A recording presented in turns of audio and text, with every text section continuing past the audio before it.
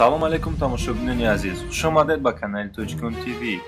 ба фикрам ба ҳама бозии машҳури бо номи Need for Speed ё ин ки филми машҳури бо номи Форсаж маълум аст, ки дар он ҷо бо мошин корҳои аҷиб мекунанд ва дар ҳаёт бошад на ба ҳама одамон муяссар мегардад ки бо мошин корҳои аҷиб кунанд, лекин дар асл ҳаст одамоне ки маҳорати хуби мошинсаворӣ доранд, ки ҳамаро дар ҳайрат хоҳанд гузошт.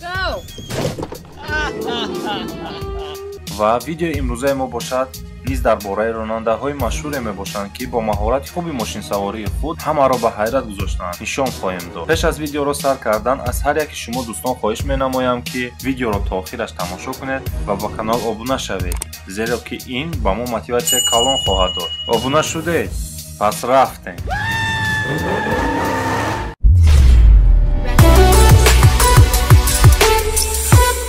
парковка бо мошини калон.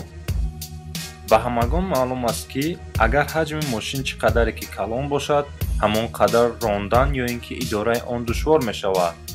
аммо ин ронанда ба ин душворӣ нигоҳ накарда, бо грузовики калони худ рондан яктарафиста ба осонӣ ва бо як маҳорати болои худ мошинро парковка мекунад. дар айни замон ҳаст технологияҳое, ки ба қафои мошин насб карда мешавад ва ба ронандаҳо кӯмаки калон ба осонӣ парковка карданро медиҳад. лекин гап дар сари он намеравад.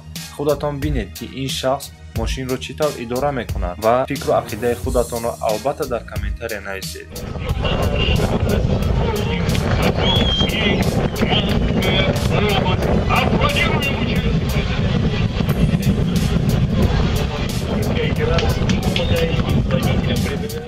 баромадани лесенса бо мошин.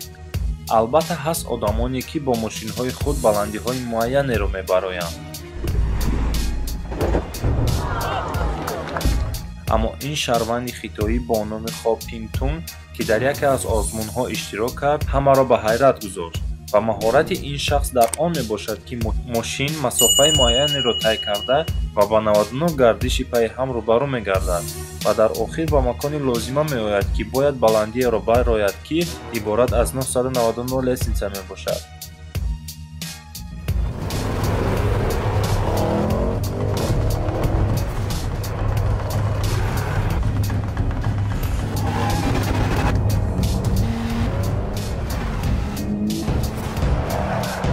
ва ин ронанда истифода аз мошини машҳури компанияи Range Rover ин баландиро бо муваффақият мебарояд.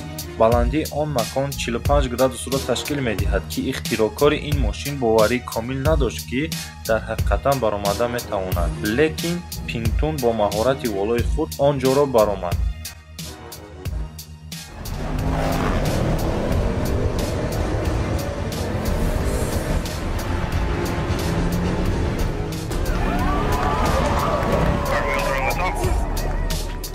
дрифт додан бо пой. дар ин навор на танҳо додани дрифт бо пой, балки боварӣ ба худ доштани як шахсе мебошад, ки дар ҳодисаи вазнини ҳардуи дасти худро аз даст додааст ва ба ин нигоҳ накарда мошинсавориро бас намекунад.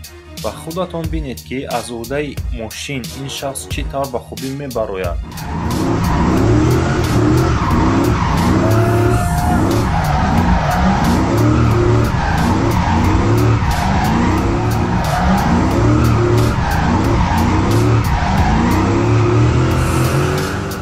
аҷиб аст, ҳамин хел не?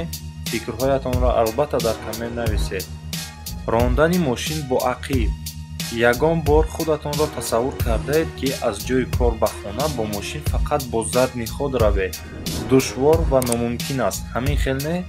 лекин ин шаҳрванди ҳиндустонӣ, ки тӯли 12 сол аст мошинро фақат бо задни худ рафтан истифода мебарад. сабаби фақат бо задни худ рафтани ин ронанда дар он аст, ки ба гуфти худи ронанда, вақте ки дар вақти кор мошинаш вайрон мешавад, мошин фақат бо ақиб рафта метавонад ва то хона рафтанаш фақат задни худро истифода мебарад, ки аз ҳамон лаҳза сар карда ин шахс мошинро фақат бо ақиб рондан истифода мебарад ва масофаи тай кардаи ин шахс дар якҷоягӣ ба 65 000 километр мерасад. аҷиб аст, ҳамин хел не? дӯстон, аз шумо эҳтиромона хоҳиш мекунем, ки ба канал обуна шавед, то ин ки аз видеоҳои оянда ақиб намонед ва фикрҳои худатонро дар коммент нависед, ки чӣ фикру ақида доред нисбати ин хел видеоҳо ва ҳатман лайкро фаромӯш накунед.